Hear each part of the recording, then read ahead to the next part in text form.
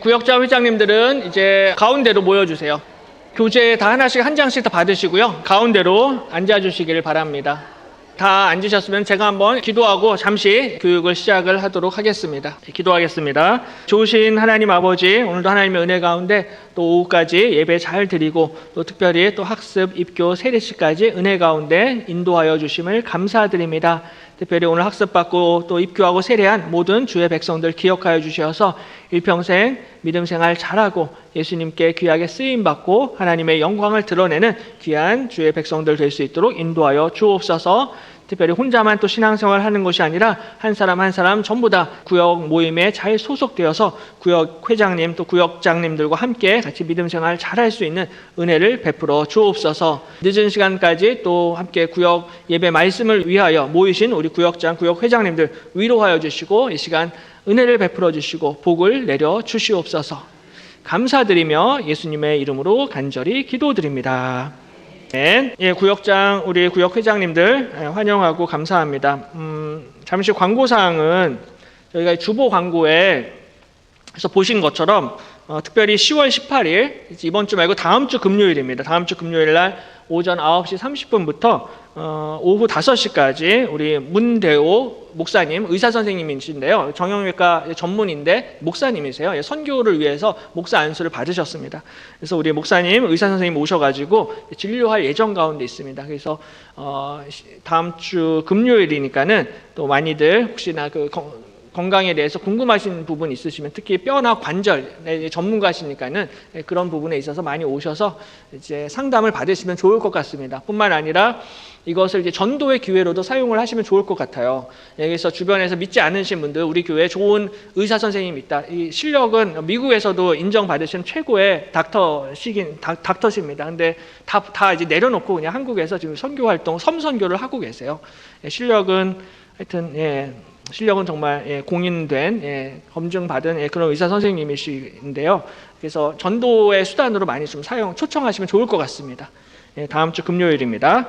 그리고 또 한 가지는 11월 1일 날 CTS 아주 특별한 찬양 녹화가 우리 교회에서 진행이 됩니다. 이 자리에서 그날은 이제 금요 기도회 대신에 CTS 아주 특별한 찬양 순서를 갖도록 하겠습니다. 그래서 그날은 우리 구역 식구들과 함께 꼭 이렇게 참석을 하셔야만 됩니다. 왜냐하면 이게 전국 방송 중계가 되는 거여가지고요. 좀 이렇게 좀 꽉 찼으면 좋겠다라고 이렇게 요청을 하더라고요. 방송국에서. 그래서 하여튼 많이들 초청을 하셔서 꼭 금요일 날 이 자리에 오시고요. 그리고 그것도 역시 전도의 기회로 삼으시면 좋을 것 같아요. 그때는 이제 CTS에서 외부 찬양 사역자들을 할 예정입니다. 전문적으로 찬양 사역하시는 CCM 사역자들을 초청을 해서 수준 높은 찬양과 또 공연을 우리가 보면서 또 우리 함께 간증도 나누는 그런 은혜의 시간을 가지려고 합니다. 그래서 우리 교회에 이런 좋은 행사가 있다라고 이렇게 주변에 많이 광고하시고 또 초청을 해서 참석을 해주시면 좋을 것 같습니다. 이렇게 크게 두 가지 광고 사항이 있고요. 그리고 우리 교재 보시면서 잠깐 진행하도록 하겠습니다. 우리 1번을 우리 최선덕 권사님 한번 읽어주세요. 1번 하나님 백성의 책임. 하나님의 백성에게는 하나님의 백성다운 책임과 의무가 있습니다. 하나님은 이스라엘 백성에게 많은 은혜를 베푸셨습니다. 그런 이스라엘 백성은 하나님의 백성다운 책임과 사명이 있는데 이것을 기록한 말씀이 신명기입니다.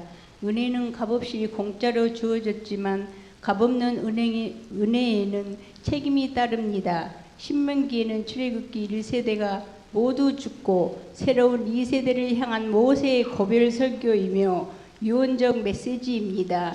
당시 이스라엘 백성의 수는 남자만 60만 명이었고 여자와 아이들까지 합하면 200명이 넘습니다. 이렇게 많은 수의 사람들이 있었기 때문에 사건 사고도 많았습니다. 모세 혼자서 아침부터 저녁까지 이 모든 다툼과 분쟁을 판단하고 재판했습니다. 현실적으로 모세 혼자서는 감당할 수 없는 과중한 일입니다. 출애굽기를 보면 모세는 장인이 이드로의 충고와 조언을 받아들여 천부장과 백부장과 50부장과 10부장을 세웁니다. 하나님의 약속대로 이스라엘 크게 번성했지만 번성했다고 무조건 좋은 것만 아닙니다. 그 결과까지 감당해야 합니다. 이스라엘이 너무 번성하고 사람들의 수가 많아지다 보니 모세 혼자서 감당할 수 없었고 모세의 기력이 쇠하여졌습니다. 모세 홀로 모든 재판과 송사를 감당할 수 없었습니다. 그래서 이드로의 충고대로 천부장과 백부장과 50부장과 10부장과 조장들 재판들을 세웁니다. 번성하다고 끝은 아닙니다. 하나님의 축복에는 반드시 그에 대한 책임과 의무가 따릅니다. 40년간 광야 생활을 하면서 모세는 이것을 뼈저리게 깨달았습니다. 하나님의 뜻이 이 땅에 온전히 이루어질 때 약속의 땅에서 장구히 번성하고 번성하게 될 줄을 믿습니다. 하나님이 우리에게 주신 복을 하나님의 기뻐하시는 뜻대로 관리하고 복을 흘러내릴 때 하나님이 우리 교회와 가정에 더욱 풍성한 복을 내려주실 줄 믿습니다. 아멘. 예, 잘 읽어주셨습니다. 그 다음에 2번 하나님의 공의를 육수님 권사님이 한번 읽어주세요. 하나님의 복을 받은 사람은 책임과 사명이 있는데 그것은 하나님의 공의와 정의를 시행하는 것입니다. 모세는 재판장들에게 송사를 들을 때에 쌍방간에 공정히 판결을 하라고 명령합니다. 이 명령은 출애굽기에는 기록되지 않는 말씀인데 40년이 지나 신명기에서 기록하고 있습니다. 제도와 시스템을 잘 만드는 것도 중요하지만 그보다 더 중요한 것은 실제로 재판을 하고 판결을 내리는 재판장들의 공정함과 공평함입니다. 재판은 하나님께 속한 것이므로 재판할 때 외모를 보지 말고 기천을 차별 없이 들어야 하고 사람을 두려워하지 말아야 합니다. 재판이 하나님께 속했다는 것은 하나님이 세상의 모든 재판을 감독하시고 주관하시는 최고 책임자라는 의미입니다. 그러므로 이 땅에서 판단하고 재판하는 것은 하나님 앞에서 하는 것입니다. 재판은 하나님께 속한 일이기 때문에 재판장들은 무엇보다 공평한 잣대로 엄중하고 공정하고 정의롭게 판결해야 합니다. 이것이 하나님이 솔로몬의 강구를 기뻐하신 이유입니다. 재판은 하나님께 속한 일이기 때문에 재판장이 재판을 불공정하게 하면 자신의 얼굴만 먹칠을 하는 것이 아니라 하나님의 영광을 가리게 되는 큰 죄를 짓는 것입니다.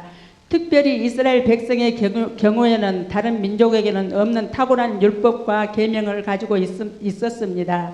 하나님의 완전하신 규례와 법도를 가지고 있음에도 불구하고 재판장이 판결을 굽게 하면 그것은 하나님의 말씀의 권위를 훼손하고 하나님의 공의로우심과 영광을 가리는 것이므로 훨씬 더 중요한 범죄입니다. 하나님의 백성은 이 땅에서 막중한 책임과 사명이 있습니다. 하나님이 우리를 택하신 이유는 하나님의 아름다운 덕을 선포하기 위함입니다. 가난하고 힘없는 사람들을 차별하고 업신 여기는 것은 하나님의 아름다운 덕을 선포하는 것이 아닙니다. 사람을 외모로 판단하면 하늘에 계신 아버지께 영광을 돌릴 수 없습니다. 재판은 하나님께 속한 것입니다. 사람을 외모로 판단하지 않고 세상에서 교회에서 정의와 공의를 세우게 될 때 하나님의 영광을 받으실 줄 믿습니다.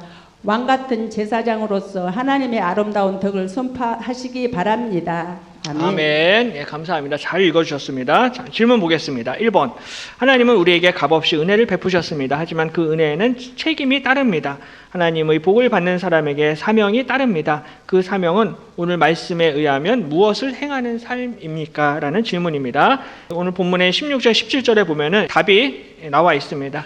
그러니까 하나님이 우리에게 요구하시는 사명은 바로 이제 하나님의 공의와 하나님의 정의를 행하는 것이다라고 이렇게 볼 수가 있습니다. 그래서 쌍방간에 공정히 판결하라는 거예요. 특별히 타국인에게도 그리하라 말씀합니다. 그러니까 외국인이라고 해서 이방인이라고 해서 차별하지 말라는 거예요. 왜냐하면 이스라엘 백성들도 애굽에 있었을 때는 그들이 이방인이었습니다. 나그네였어요. 그러니까 너희들 과거를 생각을 해보라는 거죠. 개구리 올챙이적 생각을 하라는 것입니다. 너희들도 그 땅에서 나그네였다, 이방인이었다라는 거예요. 그러므로 너희들도 이방인과 나그네를 차별하지 말고 공정하고 공평하게 해야 된다라는 거예요. 그래서 외모로 차별해서는 안 된다. 그 사람의 어떤 조건이나 그 사람의 다른 것들 때문에 차별해서는 안 되고 항상 공의와 공정과 정의를 잘 세워야 된다라는 거죠. 그리고 또 한 가지는 제도나 시스템보다 사람이 더 중요하다라는 거예요. 그래서 제도나 시스템도 물론 잘 만들어야겠지만은 대부분의 문제는 그보다 더 중요한 것은 그것을 실제로 운용하는 사람들이 훨씬 더 중요하다라는 거죠. 그래서 우리나라도 정치인들 보면은 우리나라 이렇게 정치 제도나 법 제도가 이렇게 후진적이지는 않은데 항상 그것을 실제로 이제 운용하는 그 정치인들의 어떤 자질과 또 품성이나 어떤 기본 이런 것들이 안 돼 있기 때문에 계속해서 좀 혼란스럽고 어렵죠. 이건 정치인들뿐만이 아니라 교회도 역시 마찬가지입니다. 교회와 교단에 여러 가지 많은 법들이 있어요. 그 법들이 하나하나 뭐 나쁜 법들이 없죠. 근데 중요한 건 이제 그 법을 실제로 운용하는 사람들이 공정하냐, 공평하냐 이 부분이 훨씬 더 중요하다라는 거예요. 지지난주에도 우리 그 대한예수교 장로회 우리 합동 말고 통합 측 또 총회가 있었는데요. 그 원래 통합 교단에는 총회 그 헌법에 세습 금지법이 있습니다. 합동에는 없어요. 근데 통합에는 그게 있는데 그 법을 뭐 잘 만들어 놨죠. 그러니까 모든 교회에서는 이제 세습을 금하는 법이 통합 교단에는 있거든요. 근데 이제 실제로 이제 통합 교단에서는 큰 교회들이 그걸 이제 다 깨버리고 그 법을 무시하고 이제 자기들끼리 뭔가 좀 편법을 만들어서 예외 조항을 만들어서 이렇게 강행하고 통과시키는 그러한 모습을 볼 수가 있습니다. 그러니까는 법이나 제도도 잘 만드는 것이 중요하지만 실제로 그 법이나 제도를 실제로 행하지 아니하고 공정과 공평을 행하지 않으면은 소용이 없다라는 거예요. 아무리 법을 잘 만들어놔도 힘 있고 돈 있는 교회나 사람과 목회자들이 그것을 초법적으로 운영을 하고 행한다라면은 아무런 소용이 없습니다. 예, 그래서 하여튼 뭐 그쪽 교단이 그런데요. 우리 쪽도 뭐 이렇게 좀 그 법만 없을 뿐이지 사실 뭐 누가 누구를 탓하고 뭐 그럴 거는 아니죠. 그러니까는 정말 나부터 거룩해져야 된다. 나부터 정결해야 된다. 나부터 겸손해야 된다. 하여튼 그럴 필요가 있습니다. 두 번째 질문을 보시면요. 재판은 하나님께 속하였습니다. 그래서 재판을 감독하시고 주관하시는 최고 책임자는 바로 하나님입니다. 우리가 판단함에 있어서 가장 판결을 굽게 하는 것들은 무엇일까요? 라는 질문입니다. 그래서 재판은 하나님께 속했습니다. 재판이 하나님께 속했다라는 것은 재판의 배후에 하나님이 계신다. 하나님이 최고의 책임자가 되시고 하나님이 최종적인 심판자가 되신다라는 거예요. 그래서 우리도 재판을 하고 판결을 할 때가 있는데 근데 뭐 우리가 실제로 재판장에서 하는 건 아니고요. 야고보서 2장을 보시면은 교회에 세 가족이 들어오는데 그 세 가족의 외모와 또한 재물과 뭐 이런 것들을 보고 이제 사람들을 판단했다, 차별했다라는 그런 말씀이 있습니다. 그래서 이제 특별히 교회에서는 부한 사람과 가난한 사람들을 절대로 차별하지 않는 것, 외모로 사람들을 차별하지 않는 게 하나님의 공의와 공정을 행하는 것이다라고 그렇게 볼 수가 있습니다. 그래서 하나님께서는 항상 교회 안에 연약하고 부족한 사람들을 부르셨다라는 거예요. 왜냐하면 그들을 통하여서 하나님만 자랑하게 하게 하시려고. 세상과 세상에 속한 것을 자랑하는 것이 아니라 하나님만 자랑하게 하시려고 일부러 항상 교회는 연약하고 부족하고 가난한 사람들을 하나님이 부르신다라는 거예요. 그러니까는 그 하나님의 뜻을 안다라면은 연약하고 가난한 사람들을 무시하고 차별할 수가 없다라는 거예요. 하나님이 항상 보고 계신다. 그래서 코람데오라고 이야기할 수 있습니다. 그래서 늘 하나님을 두려워하고 하나님을 존중히 여기는 마음으로 또 연약한 지체들을 잘 섬겨야 한다라고 이렇게 볼 수가 있습니다. 마지막 세 번째 질문은 이 신명기 말씀은 백성을 모아놓고 모세가 유언적 고별 설교를 하고 있는 모습입니다. 지금 내가 그 시내산 광야에서 모세의 설교를 듣고 있다고 생각한다면 오늘의 말씀에서 가장 은혜를 받은 말씀이 무엇인지 나누어 봅시다라고 질문하고 있습니다. 이거는 이제 우리 구역원들, 구역 식구분들하고 자유롭게 편하게 한번 나누어 보시면 좋을 것 같아요. 그래서 내가 이 말씀을 듣고 실천해야 될 것이 무엇인지, 내가 반성해야 될 것이 무엇인지, 내가 어떻게 해야 될 것인지 그렇게 우리 구역 식구들하고 함께 같이 나누면 좋을 것 같습니다. 예, 여기까지고요. 혹시 궁금하신 거나 질문이나 건의사항 있으신 분? 없으시면은 제가 기도하고 마치도록 하겠습니다. 기도하겠습니다. 좋으신 하나님 아버지, 하나님의 크신 은혜로 저희들을 또 우리 여수 제일교회의 구역장으로 또 구역회장으로 불러주심을 감사드립니다. 하나님께서 값없이 우리에게 은혜를 베풀어 주셨는데 하나님이 허락하신 이 은혜에 합당한 삶을 살아갈 수 있도록 도와주옵소서. 하나님이 허락하신 사명 잘 감당할 수 있게 도와주시고 그래서 가정에서나 교회에서나 구역에서나 항상 공의와 공정과 공평을 행하는 주의 일꾼들 될 수 있도록 축복하여 주시옵소서. 특별히 우리 구역 식구들 가운데 연약하고 또 부족하신 분들이 있을 수도 있는데 하나님께서 함께해 주셔서 오히려 연약하고 또 어려운 지체들을 더 많이 사랑하고 섬기고 베풀고 나눌 수 있는 저희들이 될 수 있도록 인도하여 주옵소서.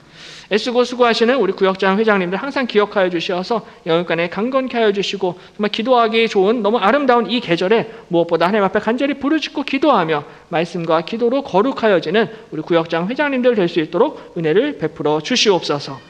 감사드리며 모든 말씀을 예수님의 이름으로 간절히 기도드립니다. 아멘. 마치도록 하겠습니다. 하나님께 영광의 박수 올려드리고 마치겠습니다.